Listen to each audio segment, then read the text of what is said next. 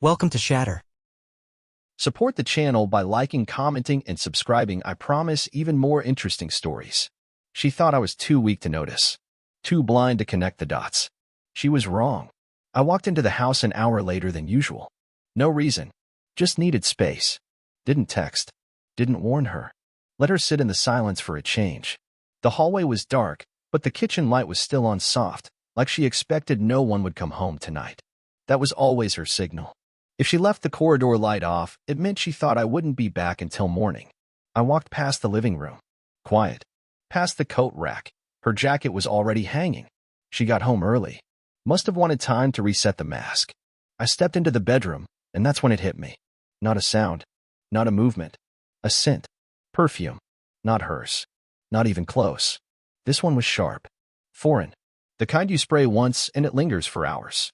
The kind you wear when you want to be remembered by someone who isn't your husband. She was in the shower. I could hear the water running. I stood there, watching the faint steam curl through the open bathroom door. Didn't move. Didn't speak. Didn't feel a thing. I just breathed in that lingering scent and let it settle in my chest like smoke after a fire. She came out moments later, wrapped in a towel, humming something off-key. Saw me standing by the dresser and didn't even flinch. "Oh, hey," she said casually, like she hadn't just stepped out of someone else's presence. Said she thought I'd be home late. I just nodded. She smiled, kissed my cheek. Fake warmth. No weight behind it. Then turned and walked into the closet. I didn't follow. Didn't ask where she'd been. Didn't need to. Because in that moment, I wasn't looking for answers. I was calculating the distance between where we were and where I needed to be to make her regret everything. She thought she still had control. She thought I was just tired, overworked, distracted. But I was awake now. And I wasn't going to shout. I wasn't going to beg. I wasn't going to fight for something she'd already burned. No. I was going to let her keep playing her little game. Pretending. Lying. Underestimating me. Because while she drifted deeper into her fantasy, I'd already stepped out of the story. And by the time she realized what I was doing, I'd be too far gone to catch. She started leaving clues. Not because she was careless, but because she thought I'd never connect them. Late nights that weren't explained. Girls' nights that never included names. Phone calls taken only behind locked doors, always in the bathroom. Every time she said, "Don't wait up," I nodded. And every time, she thought it meant I was still asleep. But I was wide awake.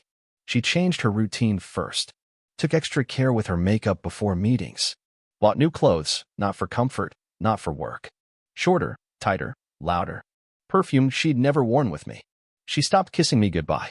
Not all at once. Little by little. The way a storm starts as wind. She started guarding her phone like it held national security secrets. Face down on the table. Always on silent. Bathroom breaks got longer. Showers lasted twice as long. I never asked. Never challenged. I just started watching. Because when people think you're not looking, they show you who they really are.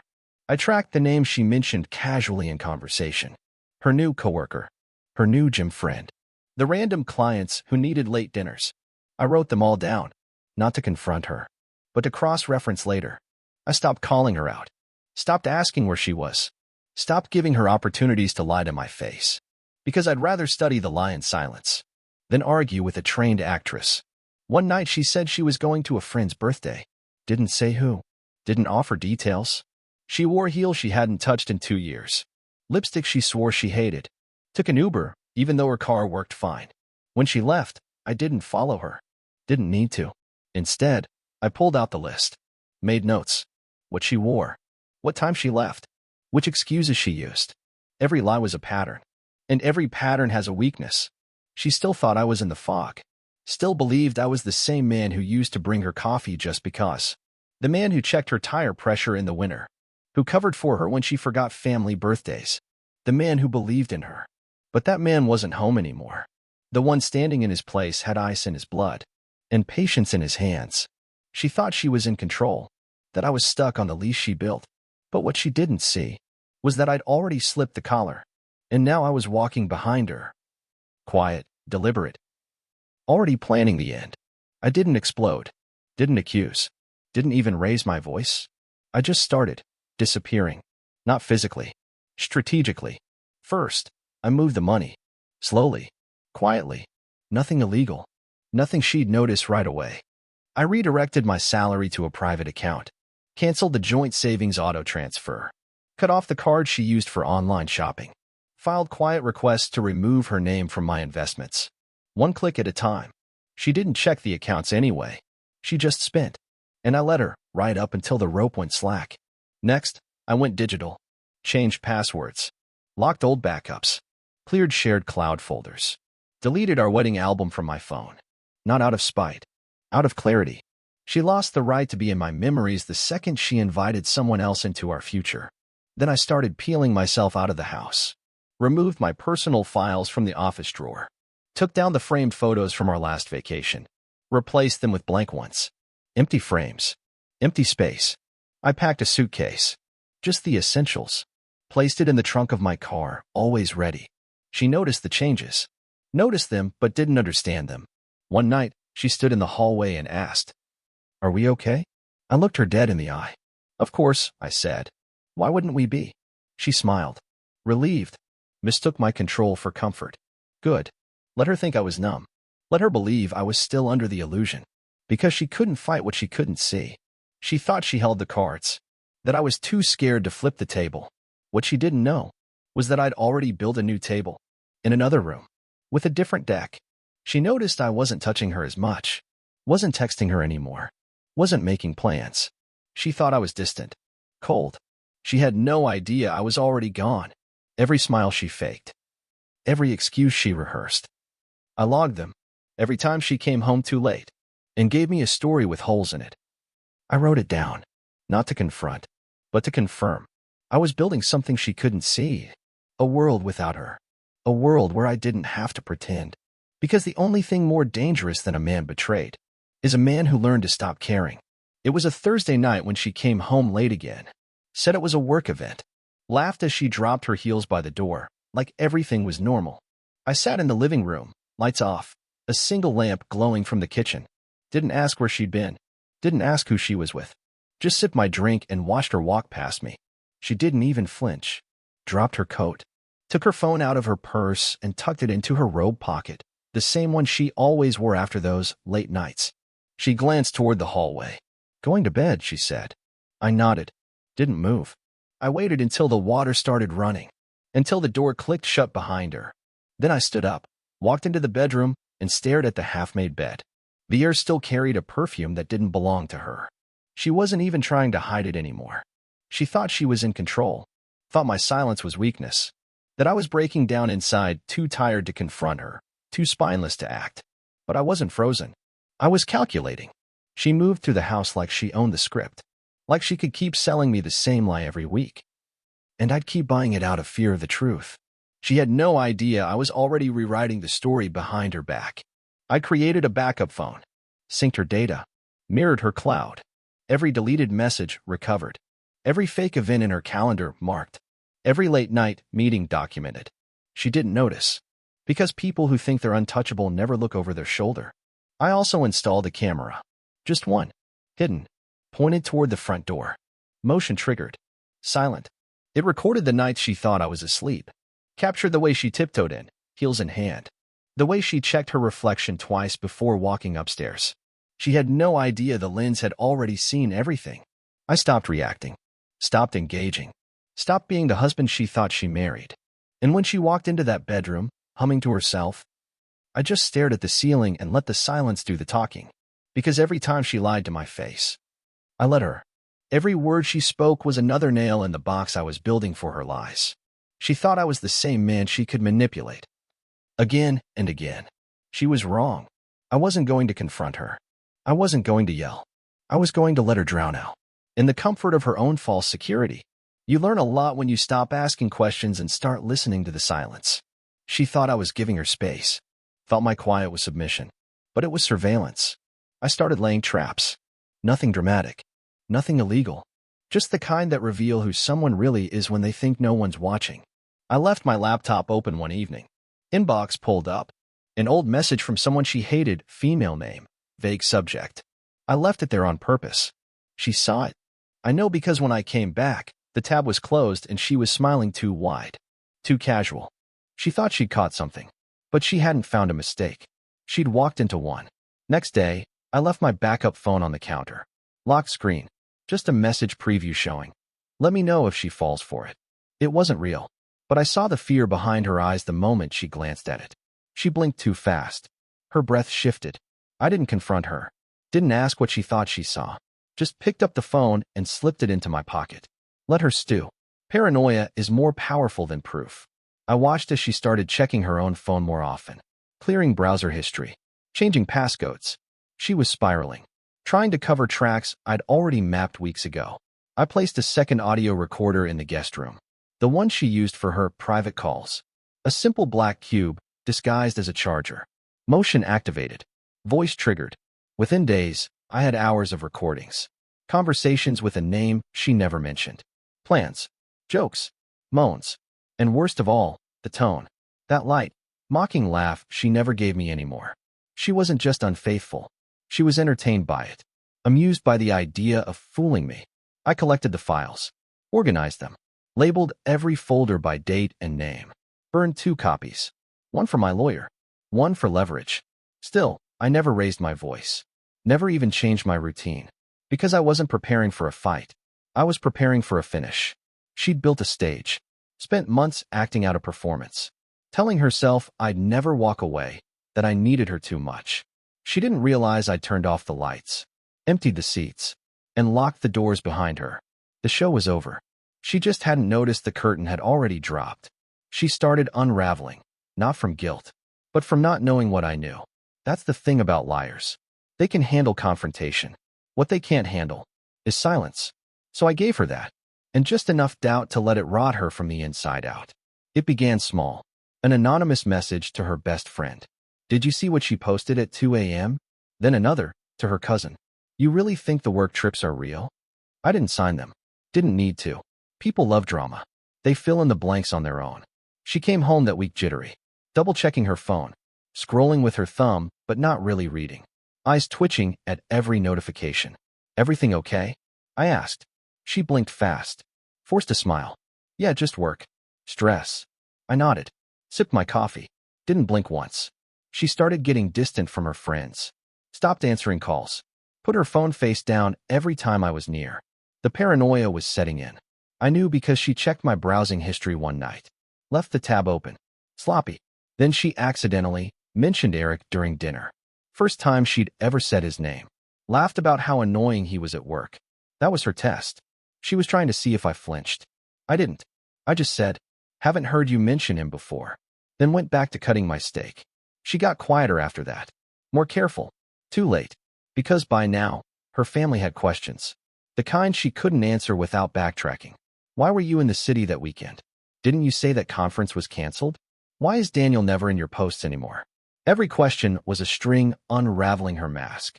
And still, I said nothing. No accusations. No fights. Just subtle absence. She began reaching. Tried cooking again.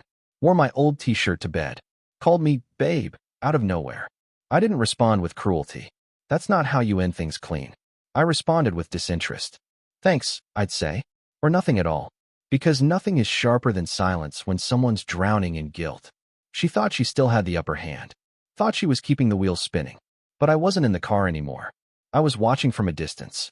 As she drove it straight off the cliff. And the best part? She didn't know if I jumped. Or if I pushed. I invited her friends. Our mutuals. The ones she used to impress. Said I wanted to host a dinner. Something intimate. Something to clear the air. She bid immediately.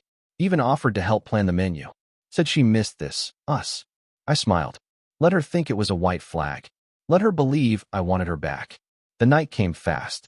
She wore a dress she hadn't touched in months. Red. Tight. Too confident. She put on that perfume again. The one that never belonged to me. Set the table with her fake laugh, her soft voice. Her perfect little lies. The guests arrived on time. I shook hands, poured wine, made small talk. Played the part. Gave her the spotlight. She leaned into it. Touched my arm mid-joke. Talked about rebuilding. About second chances. Everyone smiled. No one knew the truth. Yet, dinner was good.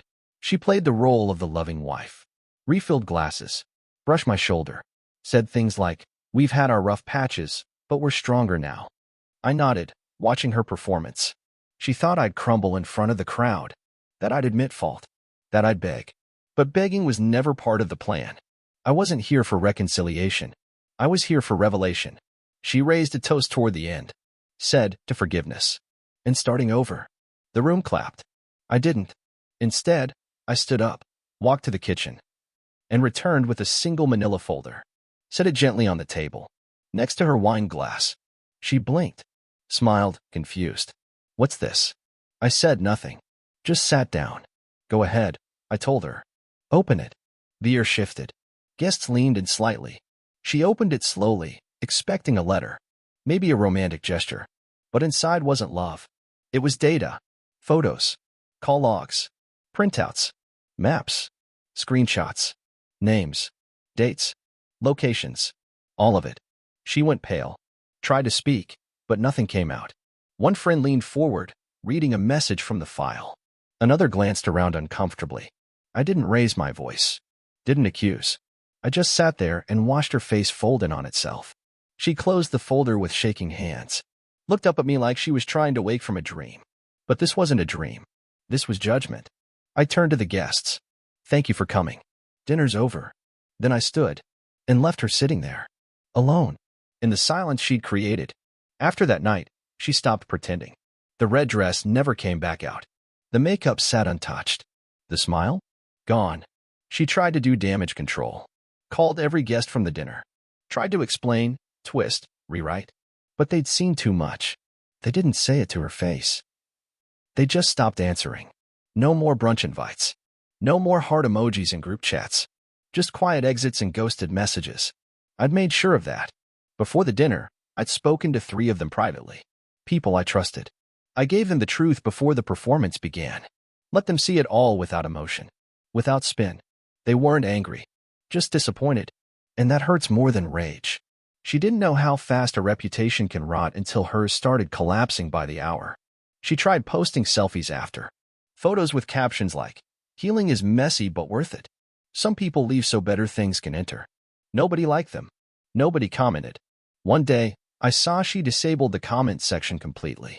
Then deleted the post. Then the whole account. Meanwhile, I stayed silent. No gloating. No stories.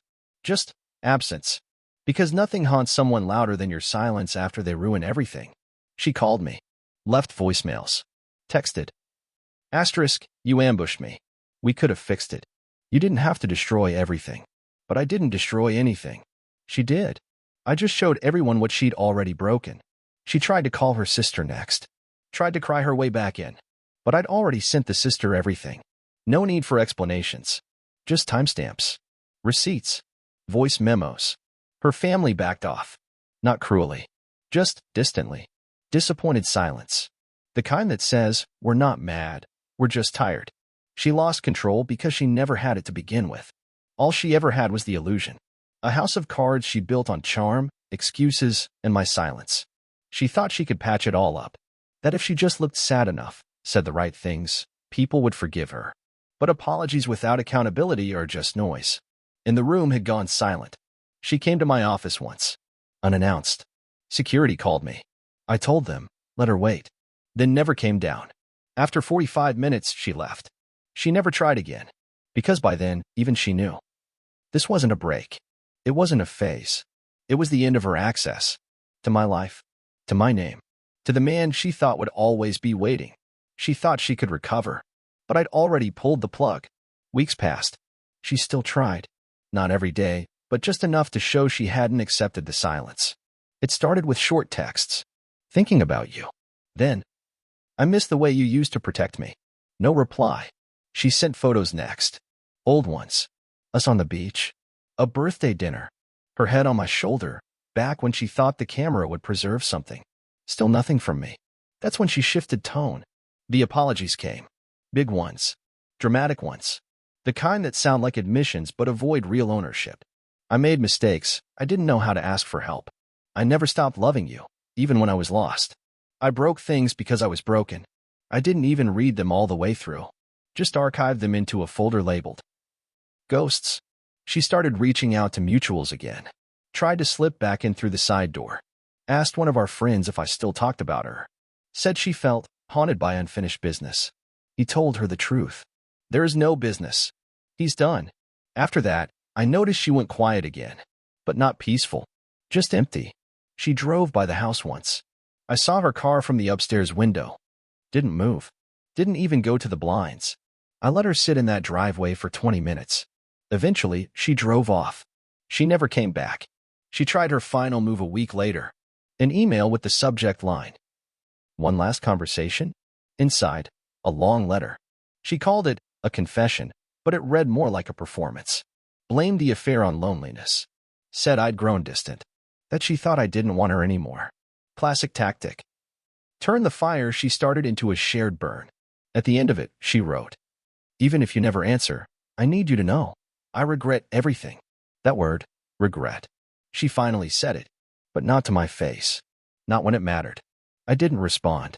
Instead, I logged into our old shared cloud drive, the one she used to back up everything, and deleted it. Not in anger. In finality. She thought I'd left the door open. Some crack in the wall. Some way back in. But I'd sealed every exit. Boarded it from the inside. Burned the blueprint. Because the man she betrayed didn't survive the wreckage. The man who lived now. He was born in silence. Built in fire. And he'd never go back to being someone's option. I didn't block her. Didn't curse her name. Didn't burn her things in the yard. That's the kind of closure people like her expect. Something loud. Something messy. But I wasn't there to give her a scene. I was giving her silence. And silence lasts longer. After the final email, she didn't try again. No more texts. No more calls. Just quiet. She knew. Maybe not when. Maybe not how. But she finally understood that I wasn't angry. I was finished. I moved out 3 days later. Didn't tell her. Didn't announce it. Just packed the last of my things, hired a truck, and left. Left the keys on the kitchen counter.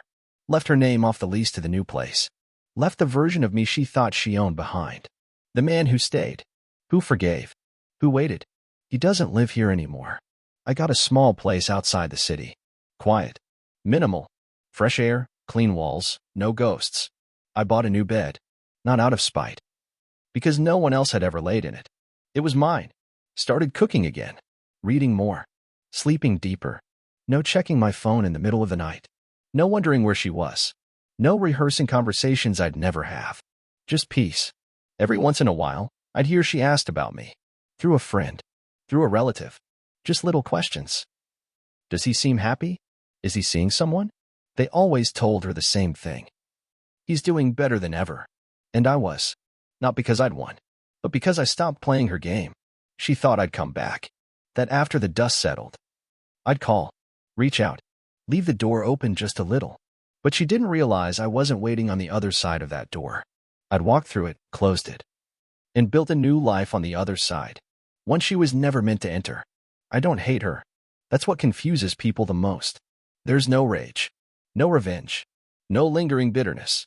Just freedom. Because strength isn't proving you can hurt someone back. It's choosing not to. She gets to wake up every day and remember what she lost.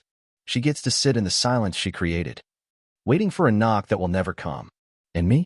I get to live untouched, unbothered, unreachable. The man she thought would beg walked away without a word. And that silence? It said everything. Real men don't explode. They exit. Subscribe for more power stories.